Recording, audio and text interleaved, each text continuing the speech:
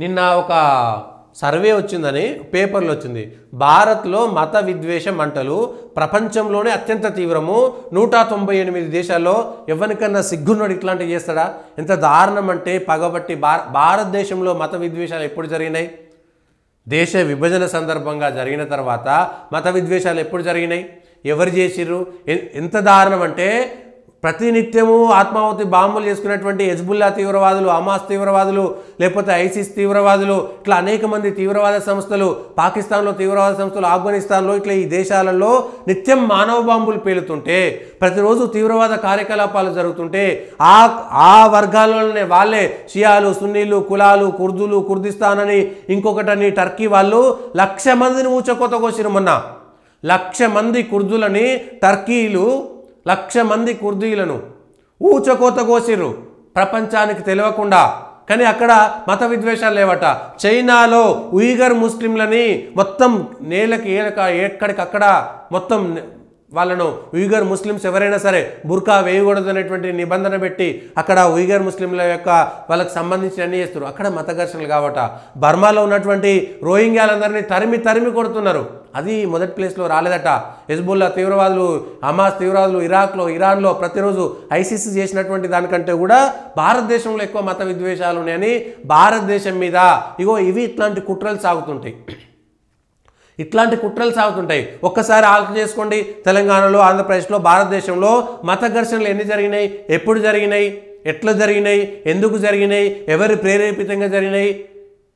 దాని వెనుక ఉన్నటువంటిది ఏంటి అంటే భారతదేశం యొక్క చరిత్రను మొత్తం మంటగలిపే విధంగా, భారతదేశం యొక్క గొప్పను మంటగలిపే విధంగా వాడెవడో ఇచ్చిండట ప్యూ అనేటువంటి సర్వే రీసెర్చ్. ఇట్లా ఎవడైనా సరే వాడు రామన్ మెగసెసే అని, లేకపోతే ఆస్కార్ అవార్డు అని, నోబెల్ బహుమతి అని, ఇంకేవో ఎన్జిఓల పేరు మీద భారతదేశం ఎట్లా బాగుంది, భారతదేశంలో ఉన్నటువంటి సనాతన సాంప్రదాయము 100 ఏండ్ల నుంచి మేము వాళ్ళ మీద దాడులు చేస్తుంటే, ఇటు మత మార్పిడి ముఠాల పేరు మీద, ఎన్జిఓల పేరు మీద, లేకపోతే డైరెక్ట్ యాక్షన్స్, ఇట్లా అనేకమైనటువంటి చేసినా కూడా 100 ఏండ్ల నుంచి 1000 ఏండ్ల నుంచి ఇంకా సంస్కృతి సాంప్రదాయం ఏ విధంగా కొనసాగుతుంది? ఒకడు నక్సలైట్ల పేరు మీద, ఒకడు మావోయిజం పేరు మీద, ఒకడు మార్క్సిజం పేరు మీద, ఒకడు లెనినిజం పేరు మీద, ఒకడు మతం పేరు మీద, ఒకడు ఎన్జిఓల పేరు మీద ఈ దేశం మీద 30 ఏట దాడి చేసి కులాలను విభజించి, కులాల పేరు మీద దళితులను దూరం చేసి, ఆదివాసులను దూరం చేసి, లేకపోతే ఎస్సీ ఎస్టీల పేరు మీద, కులాల పేరు మీద ఈ దేశాన్ని సర్వనాశనం చేయడం కోసం 1000 సంవత్సరాలుగా ఎంత దాడి చేస్తున్నా కూడా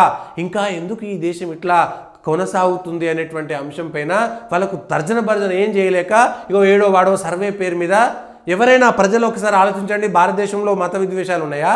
లేకపోతే ఉగ్రవాదులు నడిపేటువంటి కుట్రలు చేసి దేశాలు నాశనం అయిపోతున్నటువంటి ట్రీట్లో మత కల్వలాలు లేవట.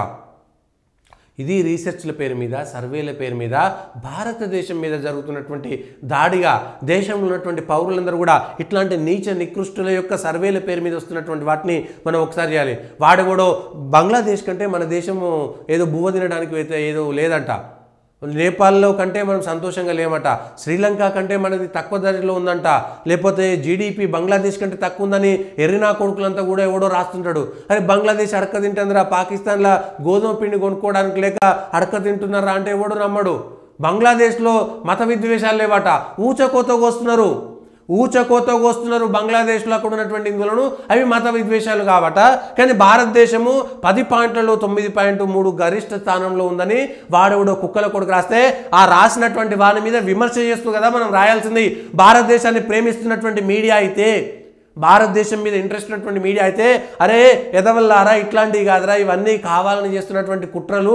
భారతదేశంలో మత విద్వేషాలు ఎప్పుడు జరిగినాయి? ఆ మత విద్వేషాలు జరిగినాయని కూడా భారతదేశానికి సంబంధం లేదు. ఏ ఒక్క హిందువన్న దాడి చేసిండే ఎవరి మీదనన్నా? ఆత్మరక్షణకు గోద్రా అల్లర్లతో సహా ఆత్మరక్షణ కోసం జరిగినాయే. 1946లో 47లో, ఆ తర్వాత డైరెక్ట్ యాక్షన్ డే 46లో జరిగినటువంటిది. ఆ తర్వాత జరిగినటువంటి మత అల్లర్లన్నీ కూడా విదేశీ మతాలన్నీ ఈ దేశం మీద పెత్తనం చేయడం కోసం 500-600 సంవత్సరాలుగా చేస్తూ ఇంకా దాడులు చేస్తున్నారు. నిన్న సంబాల్లో జరిగినటువంటి ఘటన కూడా అదేదో యోగి ప్రభుత్వం అరే ఈ దేశం మీద దండయాత్ర చేసి ఈ దేశంలో ఘనమైనటువంటి వారసత్వం సంపద ఉంటే 100,000 ఏళ్ల క్రింద ఉన్నటువంటి ఈ దేశాన్ని మీరు ఏది ఈ దేశం మీద దండయాత్ర చేసి వచ్చి ఈ దేశాన్ని కబలించేటువంటి ప్రయత్నం చేస్తుంటే ఈ దేశంలో వాడెవడో ఇది రాసిండు, చట్టాలు మార్చుకుందాం, రాజ్యాంగాన్ని కూడా మారుద్దాం అవసరమైతే.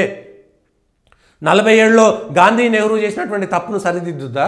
రాజ్యాంగాన్ని ఎన్నిసార్లు సవరణ చేసినటువంటి వాళ్ళు 47లో చేసినటువంటి దాన్ని మనం సవరణ చేయొద్దా? హిందువులను అవేకం చేస్తే, హిందువులను మేల్కొల్పితే మాత్రం ఇది ఒకటా? ఈ సంఘటన వచ్చినాక ప్రపంచవ్యాప్తంగా ఆందోళనకర పరిస్థితి. ఏ ఒక్క హిందువైనా ఇతర మతం పైన ఎప్పుడైనా దాడి చేసిండా? సూఫీల పేరు మీద ఈ దేశంలో దాడి జరిగింది. ఈ దేశంలో మత విద్వేషాలు జరిగినాయి. ఈ దేశంలో మత మార్పులు జరిగినాయి. మత మార్పులు ఇప్పటికీ జరుగుతున్నాయి. విద్వేషాలు రెచ్చగొట్టేదేవుడు ఈ దేశంలో. ఇంకోడేమో తిరుపతిలో దేవాలయం, బౌద్ధ దేవాలయాన్ని రెచ్చగొడుతుంటాడు. ఇంకోడో ఆదివాసులు హిందువులు కాదని రెచ్చగొడుతుంటాడు. ఇంకోడో దళితులు ఈ దేశంలో కాదంటాడు. ఓడేమో ఆర్య ద్రవిడ సిద్ధాంతం తీసుకొస్తాడు. ఒక్కొక్కటి చేసి వానికి నోబెల్ ప్రైజ్ ఉంటుంది కాబట్టి వాడు ఏదైనా చెప్తాడు. వానికి ఆస్కార్ అవార్డు ఉంటుందని వాడేదో చెప్తాడు. వాడేవాడు మెగాసెస్ అవార్డు. ఇవన్నీ కూడా భారతదేశం మీద జరిగేటువంటి కుట్రదారులకు ఇస్తారు. దీని వెనుకంతా కూడా ఒక డీప్ స్టేట్ ఉంటుంది అనేటువంటి విషయాన్ని మనం చెప్పలేకపోతున్నాం.